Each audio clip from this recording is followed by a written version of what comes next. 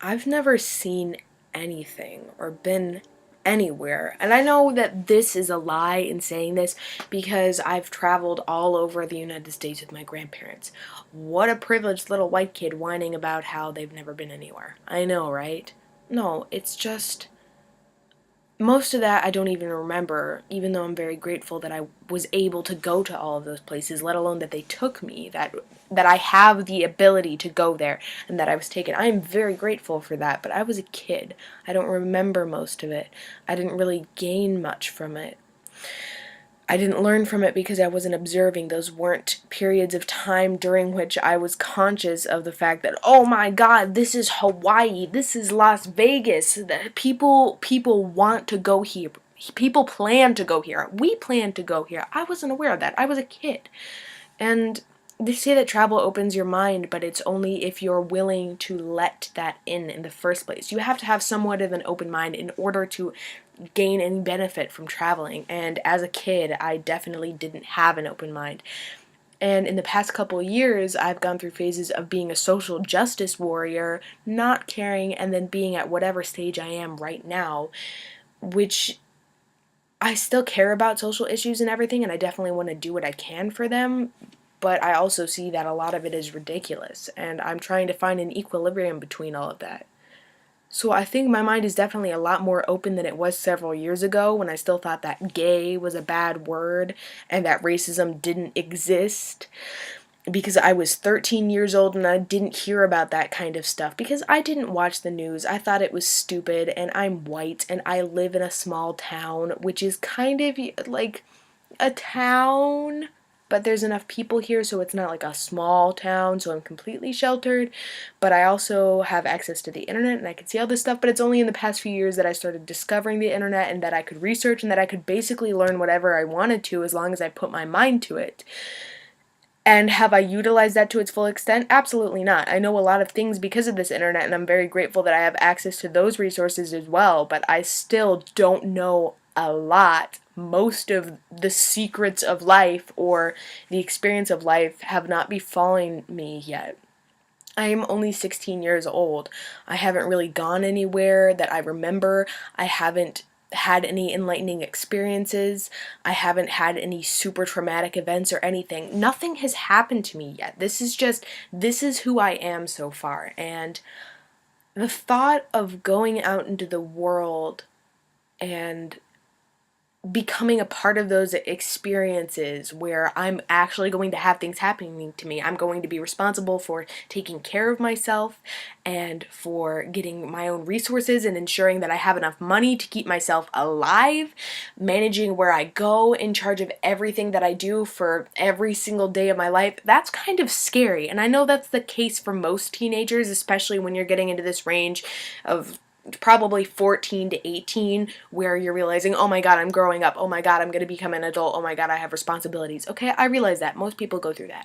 But I don't know, because the one big persistent fear that I have in life is that it's going to be meaningless, that I'm not going to accomplish anything, or that I'm going to fail, and that I'm going to be a huge nobody, so what even matters? What if I don't do anything? What if I don't become somebody? What if I don't do what I want to do? What if I don't write what I want to write? What if I don't do all of these things?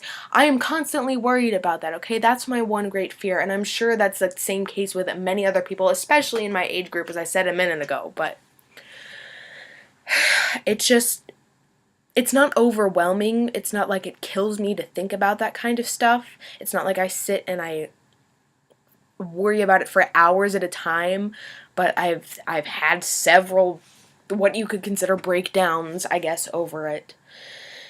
And I'm just really concerned about growing up and finding the college I want to go to and paying for that college, thanks Obama and everything. And then aside from that, because I'm sure I'll be able to figure that out eventually, I don't know what I'm gonna do. I know I want to be an author, but how big of an income is that really gonna get me? Freelance writing, really? What have I ever written? Nothing.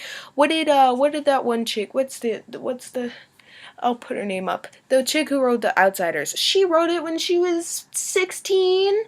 started writing it when she was 15 and then published a book at 16. Okay, albeit it wasn't the best book in the entire world, but that's a book. She wrote a book, and it was a successful book, and it's still a successful book, and people read that in school, even if it's kind of cheesy and ridiculous and the plot is kind of crappy. She wrote a book. Not like I don't have ideas or anything or inspirations, not like I don't get that, but I haven't written a book.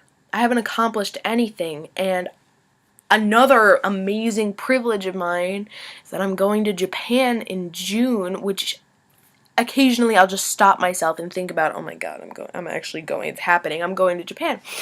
Apparently, putting down the giant deposit for it wasn't enough of a reality for me. Occasionally, I still just have these moments where I'm like, in the middle of doing something, and I think, oh, leaving the country for the first time. Crazy, am I right? I don't know. It's a lot. I don't know what I want to do with my life, and I'm worried that if I don't figure it out soon, and if I don't put all of my effort into it and do everything I can, I'm just going to be a massive failure, and my life is going to mean nothing. Even if, in the grand scheme of things, we are just a whole bunch of dinosaur and star particles mixed together, and we are a result of chemicals exploding into one big ball of light, and then the universe expands, and that's just us, and everything is preordained, predetermined, and fate really exists. Even if that's true, which I don't necessarily believe, I still want to make this count because it's happening. And I'm constantly in worry if whether my choices are mine, because the thought of not having free will terrifies me, even if there's no scientific proof for or against it or whatever, defining scientific proof. The thought of just forever being at the mercy of science or some god scares me. But at the same time, having my life in my own hands and having control over what I do with it is terrifying as well, because I don't know if I will ever make something of myself and make it worth it. So there's a fear and a terror in having the power to control my life, and a fear and a terror in not having the power to control my life. So that's the mental state I'm at right now. I don't even remember what I was talking about when I started this, and I'm probably going to look back on it and see that it's ridiculous. But I gotta talk. So hopefully sometime soon I'll be able to sort myself out, find my college, figure out a way to get some money for it, hopefully get some scholarships, I don't know, subsist, and then I can focus on making the rest of my life count. So, looks like I'm taking things one step at a time, which is not the most natural thing to me. Signing off.